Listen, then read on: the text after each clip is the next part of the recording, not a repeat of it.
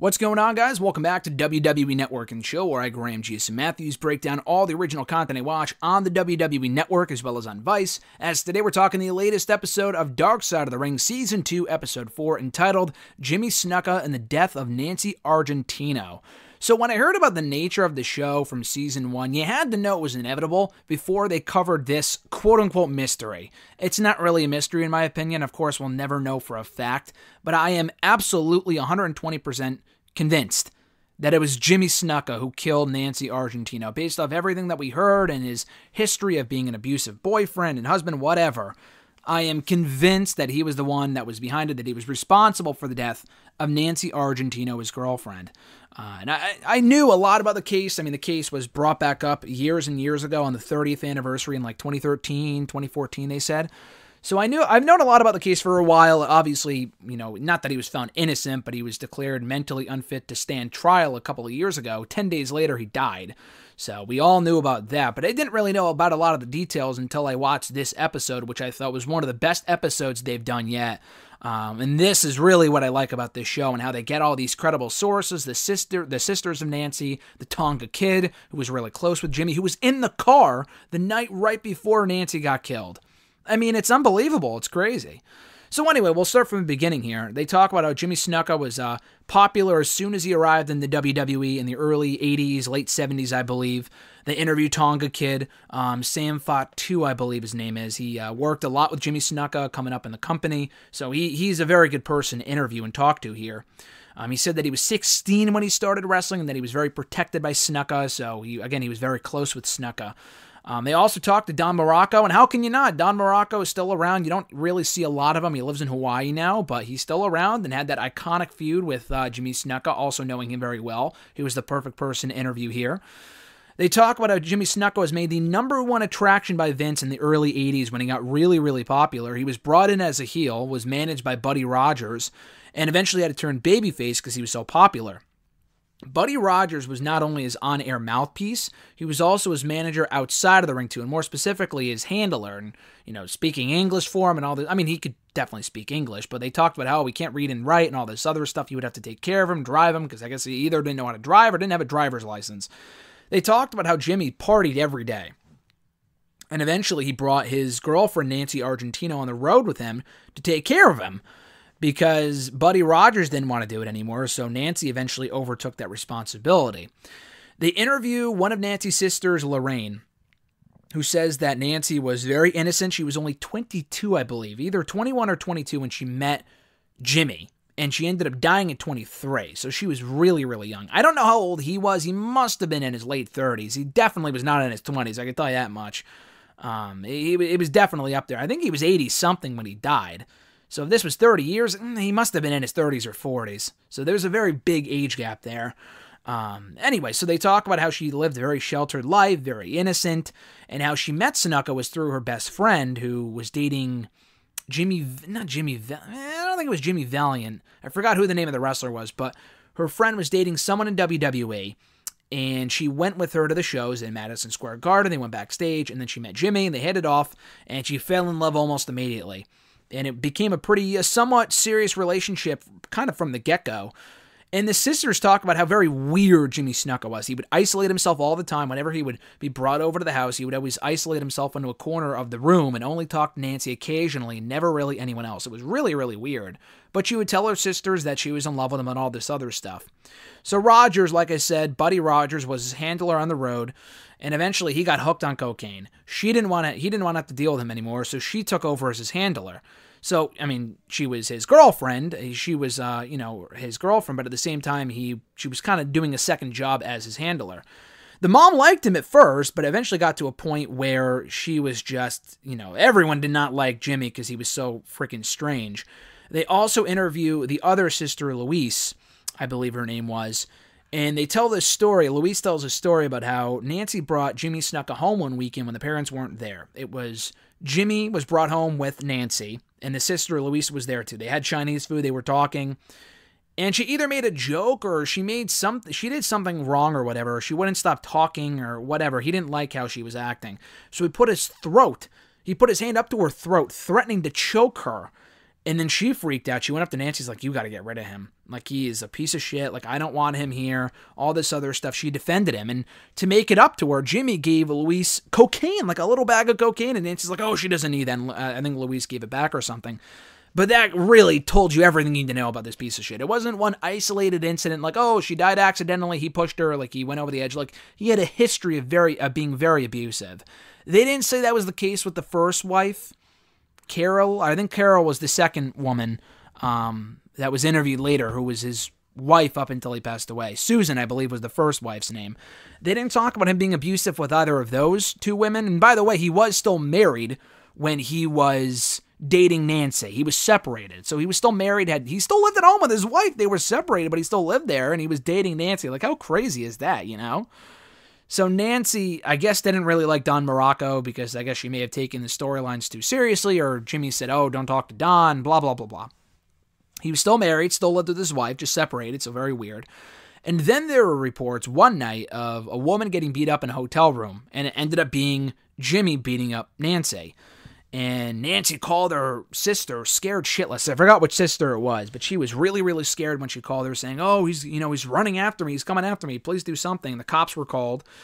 Snuka dragged her by her hair down the hotel room, like hallway or something. The cops were called. He resisted arrest. He was taking the cops off of him. He was super human, using superhuman strength. Man, that's easy for me to say. Superhuman strength to get the cops off of him and the dogs and all this other stuff. It was unbelievable when they're like painting this visual of Snuka like getting the cops off of him. He was arrested and everything.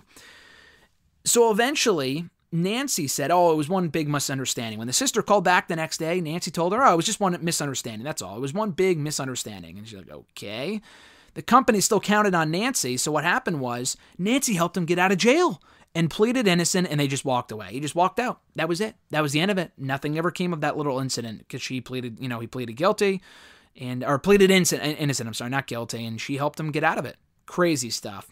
So like I said, the company was still counting on Nancy at this point. They went through Allentown, Pennsylvania a lot to tape WWE TV, so it was a regular stop for them and for the WWF folks at the time. That was around the point, early 1983. I guess the incident happened in like January maybe, or around there. Snuka and Morocco, their feud got really, really hot in the first few months of 1983. And they were doing good business, and that was right before the big cage match. One night, Jimmy left to go tape TV. He left early on in the morning after they were driving into Allentown the night prior, drove in, and they go to bed, whatever. He wakes up super early to go tape TV, comes back in the afternoon, leaves again until later on in the night. So he was gone for most of that day. Paramedics are called. The cops are called to the scene. They find Nancy dead under the sheets in the room on the bed. Unbelievable stuff. The documentary just takes a sudden shift, like turn of events at this point. It's really, really crazy stuff. So we come to find out that he apparently pushed her the night before. Not even apparently, he definitely did. But again, there's no evidence of this, so it's tough to say. That he pushed her and that she hit her head, and that's how she ended up dying. She was fine initially, but it got to a point where she just couldn't breathe when he came back, and then he freaked out, called the cops, and she was dead. So they had the incident. She was knocked out of it, but he thought he thought that she was okay, and he just left. He didn't do anything about it. He just left. He just left her there. She could have been dead right there, but according to his story, she was having trouble breathing and all this other stuff, and then that's when she passed away, much later on, like a day after the initial incident happened. The witnesses say that there was an altercation. They believe there was an altercation. The hospital called Nancy's home, and that's when they told her that she was dead. And the sister picked up, and the mom picked up, and they found out that she was dead, and they freak out and all this other stuff. Snuka called them to tell him it was an accident. Obviously, they don't believe him, So Snuka told people around the scene, like people at the hospital and the cops and all this other stuff, that he had involvement in the fall, but his story kept on changing. That was the weird thing about the whole thing. His story kept changing depending on who he was talking to. He said that he was there, he was involved with it or whatever, and his official story is that she slipped. That she slipped on the road the night before when they stopped for her to go to the bathroom. She was walking back to the car and she slipped and hit her head. That's what his story is, which is absolute bullshit. Doesn't even make any sense. It doesn't really add up to all the injuries on her body and all that other stuff. McMahon ended up getting involved, Vince McMahon, and they go into this meeting where there's no notes taken from the cops. That's the whole weird thing about it. There's no notes from the cops in this meeting. There was a briefcase in there. They mention that. They show it, and Snuka was eventually let go without charge. That's how unbelievable is that? He was let go without charge. Nothing ever was said about it, or at the time. Like, that was it. And no autopsy was released until years and years later, which I'll get to. Snuka showed up at the funeral. This fucking piece of shit. He shows up at the funeral. I don't know if Vince was there, but I think Buddy Rogers actually brought him to the funeral. All that he said, he didn't even talk to the family. He said, "Oh, I'm so sorry for your loss." All he said was that she looked terrible. Well, no shit, she's dead. You know what I mean? The Undertaker said, not the Undertaker, but like the Undertaker at the funeral. Me and Alexis got a little confused watching this, and they were like, the Undertaker? It was obviously the person at the funeral parlor. The Undertaker tells the parents or the mom or whatever that, oh, it's tough, to have the open casket because she had a lot of abrasions and bruises. So she was pretty beat up when she passed away, which obviously, again, doesn't add up with the whole, oh, she fell nonsense, So Snuka was back on TV within a few months. And then Morocco said that he was worried that something might happen to Jimmy and their feud might be in jeopardy. But, Snuka, I guess, just didn't care what other people thought. People would yell to him like, oh, are you going to kill another girl? Like, people knew that he did it. They kind of figured that he did. And he said he didn't care. He didn't care what other people thought about him because there was no confessions and there was no extra evidence. So the call was really just left alone, or the case was really just left alone. And it was after that she died. I thought this was before, but I guess it was after. It was after.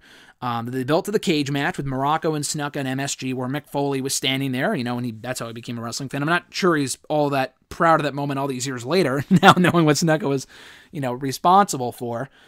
But anyway, that was when Snuka jumped off the top of the cage and all this other stuff. And they talked to the widow Carol, who was like, she defends Jimmy a little bit, and they talked to her about like, oh, whatever, all this other stuff. She was interviewed for this piece as well.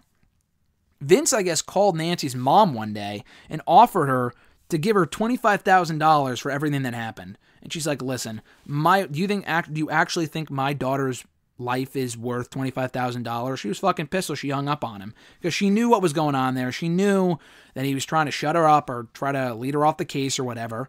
Because he probably had something to do with it too. He probably knew that Jimmy, killed her, and that he wanted to save his own company because it would have been a catastrophe, the entire WWE, for the entire WWF, if he was, found guilty of the crime of killing Nancy Argentino. So I guess they talk about how Snuka left her alone in the hotel room for 8 hours. 8 hours! That's crazy. He left her in the hotel for 8 hours and he came back and she was dying or was already dead. Like, he didn't even look after her, even though he kind of suspected something was wrong, according to his story. They tried suing Snuka unsuccessfully. Years and years and years go by. The case is eventually revisited, and the timeline's a little off here. Jericho, the narrator, Chris Jericho says, 2011, but the people they interview from the newspaper, it was 2014, so it was around there. I think the 30-year anniversary was obviously 83, so it must have been 2013, 2014, whatever. The newspaper, a local newspaper, I guess, maybe in Allentown, revisited it on the 30-year anniversary, and they found out that the case was still technically open, so they couldn't get to the autopsy. They eventually did. They found the autopsy, which had never been seen publicly prior to that point, before they put it in the paper, and it revealed that the injuries were not consistent with a fall. And it also revealed, which was damn telling at the end of it, the coroner's case or whatever they wrote at the end of this autopsy, case should still be investigated as a homicide, and it never was. Snuka's book came out around the same time in December of 2012. All the investigation was coming out, and he had to address it. I guess the wife was like, oh, do you really want to address it? And he's like, oh, I got to address it, like I have to. And I guess Vince was in the room for the interviews where there were no notes taken, which was really strange. And they said that, Snuka couldn't read or write, so he would sign things without even knowing what it was. And that's why Vince was there, to be his translator. Bullshit.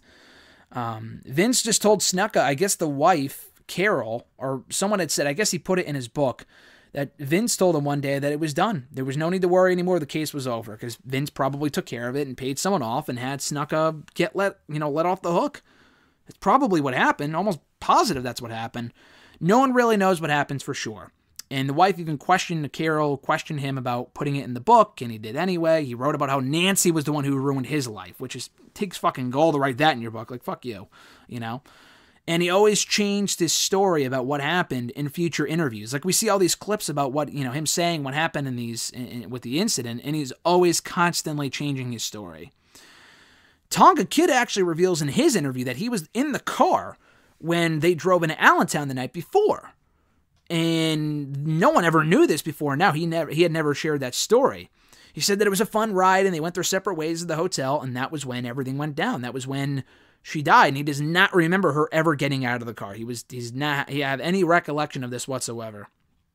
The police chief doesn't even remember him being in the car, another person being in the car. The police chief was really weird. The investigator, detective, whatever his name was, he was like, there was not another person in the car. The director goes, well, we just had someone in here who said, and the guy goes, oh, he was in the car too? Like jokingly. And the guy goes, yeah, he said he was in the car. And the detective's like, oh, okay. Like, how did he not know this? Like it was really, really bizarre. So I'm sure either he was in on it or there was something fishy about that as well. So anyway, they go on to say that the wife, Carol, had never heard that story before, that there was a third person in the car. She never heard that from Jimmy before. She never heard that from anyone. So the case was officially at that point, because a grand jury decided to reopen it. So the case was officially reopened, and they believed that he should be charged for murder, and he was arrested in 2015. That was the conclusion that they came to the case, that he should be charged for murder, and he was arrested in August of 2015. He announced a month before that he had stomach cancer, and he told his attorney said that he was mentally unfit to stand trial. The family felt some justice in that people finally knew that he was the one who did it, and, people are finally paying attention to the case, and years aren't going by without her not getting the recognition she deserves, Tonga Kid said that, I couldn't see him hurting anyone, even though he was the one who said that, I was in the car and I don't remember, her ever falling or anything ever happening, So I don't, it's like he's defending him because he really likes him and he feels bad. Because there's no true resolution, and he said he was depressed after Jimmy passed away because he loved Jimmy, but he also pretty much cements the fact that he was lying about the fall, that Jimmy was lying about the fall because he was in the car. So unknowingly, he backs up this story that it never actually happened, which is complete bullshit. Snuka died 10 days after, actually, the ruling was made that he was mentally unfit to stand trial. He passed away in January of 2017. Jericho says the narrator says 2015. It was actually 2017. I remember that very clearly. I'm surprised they didn't catch that in post. But they talked about how he has a very complicated legacy. You can't really separate the performer from the person, which is 100% true. It's a lot like Benoit. You can't really separate the person from the performer anymore. A lot of people can't. When you think of Jimmy Snuka, you think of the murder. The sisters want to share that story, saying that their sister Nancy was full of life, and they feel they still haven't gotten justice because there's no definitive conclusion. He was never found innocent or guilty. He just died. They just said that he was mentally unfit to stand trial, and then he died. It's a really sad note to end on, but I thought this was a great piece of business. Definitely check it out right now. Dark Side of the Ring, Jimmy Snuka, and the mysterious death of Nancy Argentino. Very good episode. Season 2, Episode 4. One of the best episodes yet of the season, which is saying something because I liked all the other ones. The Brawl for All was good. The New Jack one was all right. The Benoit one was great. And this one was right up there with the Benoit one as being very telling and being very informative. So definitely check it out. I do not watch the After Dark thing. I don't really have time for it. So I don't really watch. I watched the Benoit one with Dreamer and Chavo, a little bit of it.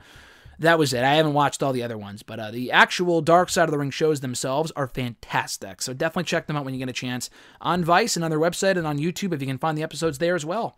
So thank you guys for checking out this episode, this edition of WWE Network and Chill. I appreciate it. Be sure to like the video, drop a comment, share the video, and subscribe to the channel for more daily content. More Dark Side of the Ring reviews coming right here to the channel, so subscribe for more Dark Side of the Ring reviews and reviews of all your other favorite WWE-related content, WWE Network shows, and stuff like that. And yeah, that's going to do it for me, guys. So have a great one. I'm Graham G.S. Matthews, and I'll catch your ass down the road.